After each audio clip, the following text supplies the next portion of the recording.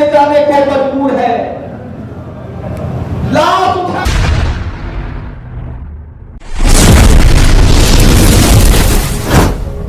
के गुलाम है, उनका आजादी कब मिलेगा ये तो बताइए आप। और वो आजादी की लड़ाई जब आदरणीय सम्मानीय हमारे दलितों और अल्पसंख्यकों और जो हमारे किसान मजदूरों का लड़ाई, जो हमारे बाबा साहब भीमराव अम्बेडकर ने शोषित पीड़ितों की आजादी की लड़ाई लड़ रहे थे, जब उन्हें मौका मिला संविधान लिखने का, तो हमें संविधान में वह मौलिक अधिकार लिखने का काम किए और हमें संविधान में वह बराबरी का कानून लिखने का काम किए। जब बाबा साहब का उस मिशन को आगे बढ़ाने के लिए जो शोषित पीड़ितों की आजादी की लड़ाई, उनके अधिकारों की लड़ाई लड़ने वाले हमारे बाबा साहब, उनके आवाजों को बुलंद करने वाले भारत में कोई दूसरा व्यक्ति महामानव महानायक कोई है तो आदरणीय सम्मानीय गरीबों के मसीहा जन के नेता आदरणीय लालू प्रसाद यादव। वो दिन को याद कीजिए जब सामंतियों के खेतों में जब आप काम कर रहे थे, जब आप अपनी मजदूरी मांगने जाते थे तो सामंती अपने दरवाजा पर बांध करके फिरते थे। वो दिन याद कीजिए जब अपनी अधिकार की बात आप करते थे तो सामंती आपके अधिकारों को सुनने के लिए तैयार नहीं थे। जब साफ सुथरा कपड़ा आप पहन करके निकलते थे, उनके आंखों में जैसे सुई की तरह चुभता था।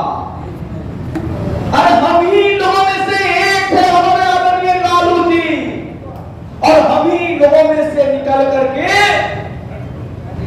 सामाजिक न्याय की लड़ाई जब लड़ना शुरू किए, जब समय आया, जब 1990 में जब वो बिहार के मुख्यमंत्री बने, तब हमें असली आजादी उन्होंने देने का काम किए और हमारे समाज को जगाने का काम किए। वो बोले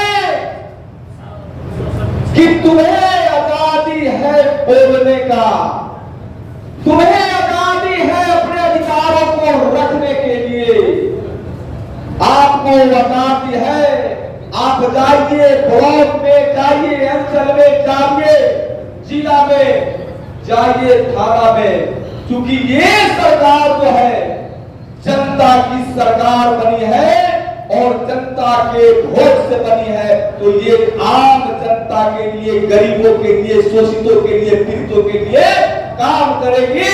और जब हम लोग जाते थे उस ब्लॉक में, थाना में, तो थाना प्रभारी की सुनता था आपकी बातों को।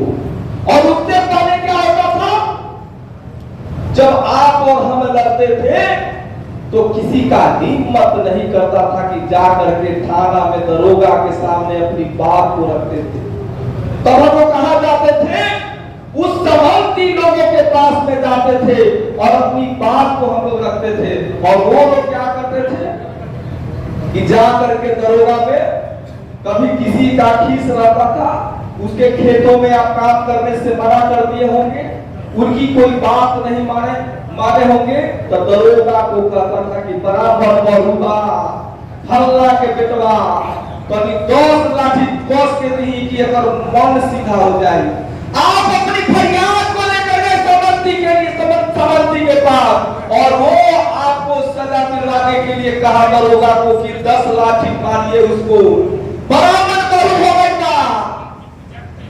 वो स्थिति था 2090 के पहले, जब लालू जी की सरकार बनी तो गरीब शान से दरोगा के पास जाते थे और अपनी फरियाद को रखते थे, अपनी बात को रखते थे, और दरोगा डर से उनकी बातों को सुनते थे और उनका काम को करते थे। ब्लॉक में जब पीडीओ के पास हम लोग जाते थे, चाहे इंदिरा आवास योजना हो, चाहे तमाम तरह की जो विकास से संबंधित योजनाएं था, सम्मान के साथ आपका काम होता था। लेकिन आप नीतीश जी की सरकार में 20 सालों में क्या हुआ? दलित भाइयों के गांव में आज भी जो हमने विधानसभा में क्वेश्चन किया और विधानसभा में हमने सवाल किया माननीय मुख्यमंत्री नीतीश कुमार जी से कि आपने 20 सालों में क्या किया? क्या किसी दलित भाई के गांव में जाने का रास्ता बना है? क्या दुनियाबीन बना भाइयों के गांव में आज भी जाने का रास्ता है? तो सवाल का जवाब माननीय मुख्यमंत्री जी को के पास नहीं है। हमने उनके आवास पर एक दिन जाकर के भेंट किया और हमने कहा कि दुनियाबीन बना तुषार चमार फांसी धोबी के गांव में आज भी रास्ता नहीं है। क्यों ना बाबा साहब भीमराव मार्ग के नाम से, कर्पूरी ठाकुर के मार्ग के नाम से रास्ता बनाने का घोषणा करते हैं? तो उन्होंने इनकार किया कि आप क्या बात करते हैं। हमने कहा कि आप उन्हीं के वोट से आप यहां मुख्यमंत्री बने हुए हैं और आज भी इस समय उनके गांव में जाने का रास्ता नहीं है। अपनी बीमार लोगों को कंधे पर उठा करके अस्पताल में ले जाने को मजबूर है। लाश उठाने के लिए 4 आदमी की जरूरत होता है, चारपाई के लिए जाने का रास्ता नहीं है। क्या है आपने बिहार के विकास का काम किए?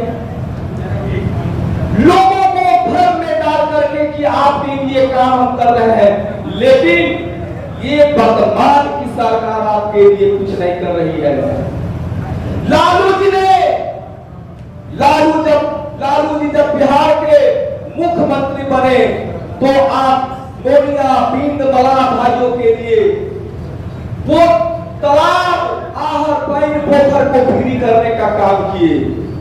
लालू जी जब मुख्यमंत्री बने तो जो पारसी भाई थे उनका तारी को फ्री किए और ये जो हमारी पारंपरिक जो पेशा था उस पेशा को भी बंद करने का काम किए। तो क्या आज के युग में जो हमारी परंपरागत पेशा था उस पेशा को सरकार ने आधुनिक रूप से बढ़ाने का काम किए? कोई किसी तरह का ट्रेनिंग मिला हम लोगों को? कोई किसी तरह का ट्रेनिंग नहीं दिया गया।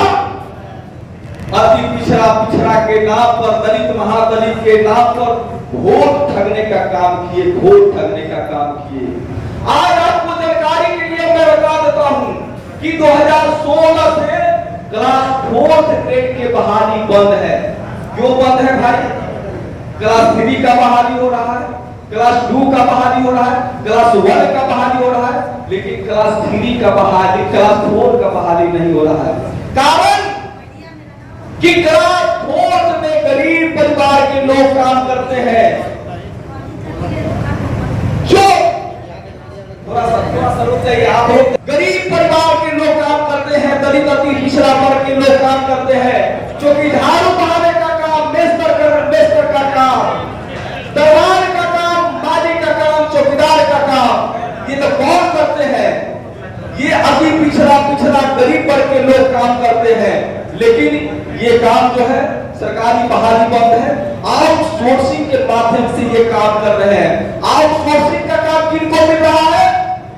तो बड़े सामंती लोगों के, बड़े कंपनियों को काम दिया जा रहा है और गरीब परिवार के गरीब लोगों का जो माली का काम, नाई का काम, चौकीदार का काम, झाड़ू बहारू करने वाला मेस्तर का काम, सभी तरह का क्लास 4th वर्ग के काम बंद है। इसलिए बंद है कि आप सबसे ज्यादा गरीब तबका के लोग, दलित परिवार के लोग, अति पिछड़ा वर्ग के लोग क्लास 4th वर्ग में काम करते थे।